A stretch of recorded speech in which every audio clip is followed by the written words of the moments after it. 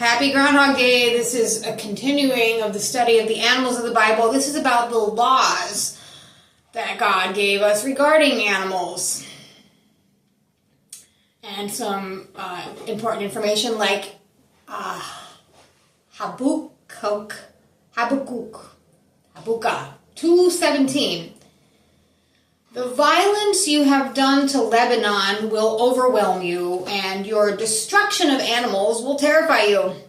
You have shed human blood, you have destroyed lands and cities and everyone in them. Some dog breeds don't even exist anymore because people sterilized the last one.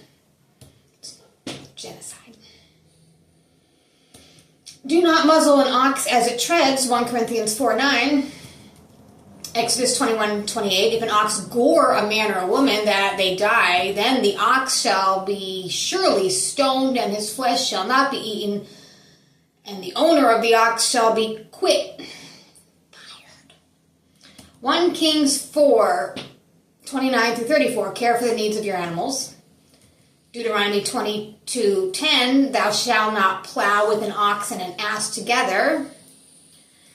Jacob 30 was an interesting story about, Genesis 30, an interesting story about Jacob utilizing some sort of plants, rods of green poplar, to artificially inseminate animals.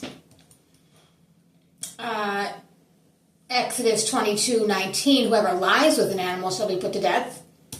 Leviticus 18:23, you shall not lie with any animal, so to make yourselves unclean with it, neither shall any woman give herself to an animal. To lie with it, it is a perversion. Leviticus 20:15, if a man lies with an animal, he shall surely be put to death, and you shall kill the animal. Exodus 22:22, if a man steals an ox or a sheep and kill it or sell it, he shall restore 5 oxen for an ox and 4 sheep for a sheep. Jeremiah 21:6, I will smite the inhabitants of the city, both man and beast. They shall die of a great pestilence. Isaiah 66:3, he that killeth an ox is as if he sleweth a man, and he that sacrificeth a lamb as if he cutteth off a dog's neck. He that offereth an oblation as if he offered swine's blood. He that burneth incense as if he blessed an idol. Yet they have chosen their own ways, and their soul delighteth in their abominations. Isaiah 7:25, and on all the hills that shall be digged with mattock, there shall not come thither the fear of briars and thorns, but it shall be for the sending forth of oxen, and for the treading of lesser cattle.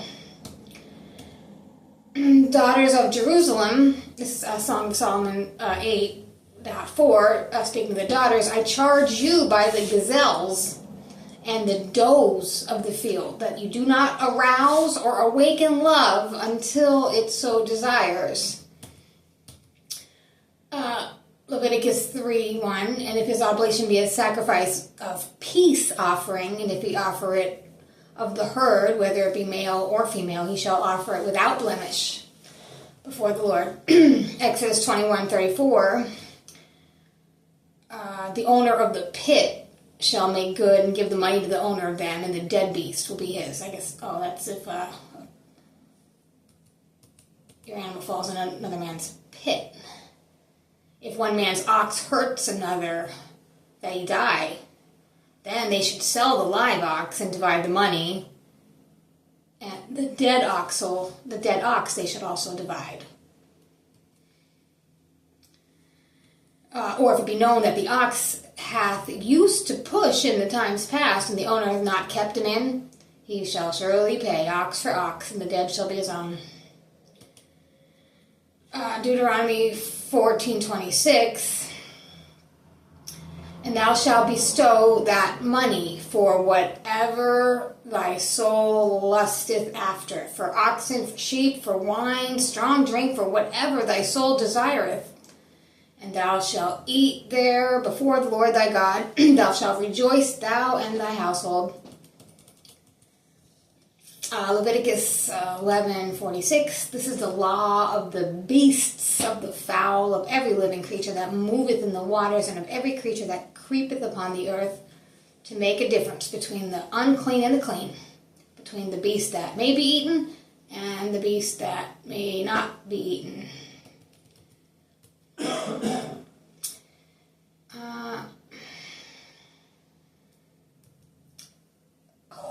Hoofs, Hoofs, that's in there, thine hooves. Micah 4:3, arise and thresh, O daughter of Zion, for I will make thy horn iron, and I will make thy hoofs brass, and thou shalt beat in pieces many people, and I will consecrate their gain unto the Lord, and their substance to the Lord of the whole earth. Leviticus 4:15, the elders of the congregation shall lay their hands upon the head of the bullock before the Lord, and the bullock shall be killed before the Lord.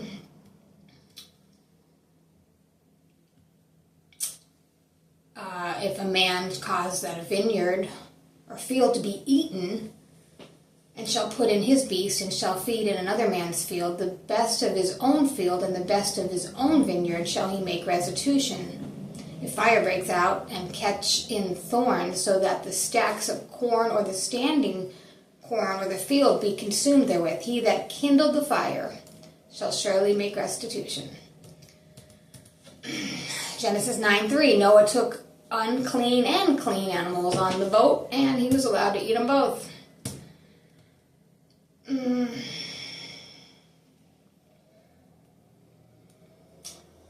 God spoke to Noah and to his son, saying, behold, I establish my covenant with you and your seed after you, and with every living creature that is with you, of the fowl and of the cattle, and of every beast of the earth with you, from all that go out of the ark to every beast of the earth. I will establish my covenant with you, neither shall all flesh be cut off any more because of the waters of a flood.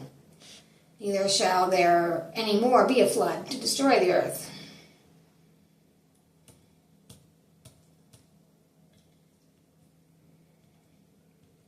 When Noah went into the ark, 2 and 2 of all flesh, wherein is the breath of life.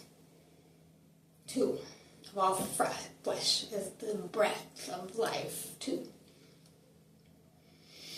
James 1:8, of his own will begot he us with the words of truth, that we should be a kind of first fruits of his creatures.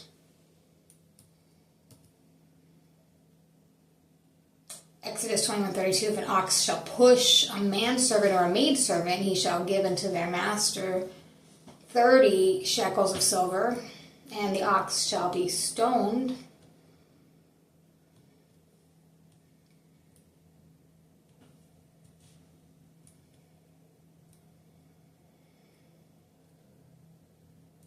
Leviticus 11:12, whatever has no fins nor scales in the water shall be an abomination to you.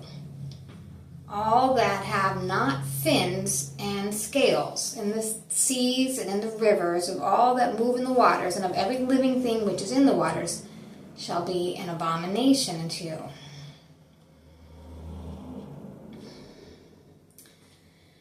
Numbers 15:26, it shall be forgiven all the congregation of the children of Israel, and the stranger that sojourneth among them, seeing all the people were in ignorance. And if any soul sin through ignorance, then he shall bring a she-goat of the first year for a sin offering.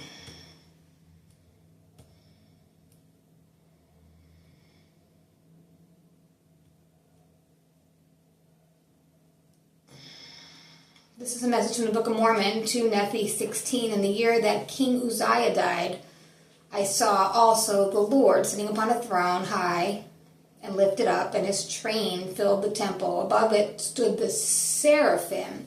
Each one had 6 wings. With twain he covered his face, with twain he covered his feet, and with twain he did fly. And the one cried to the other and said, Holy, holy, holy is the Lord of hosts. The whole earth is full of his glory.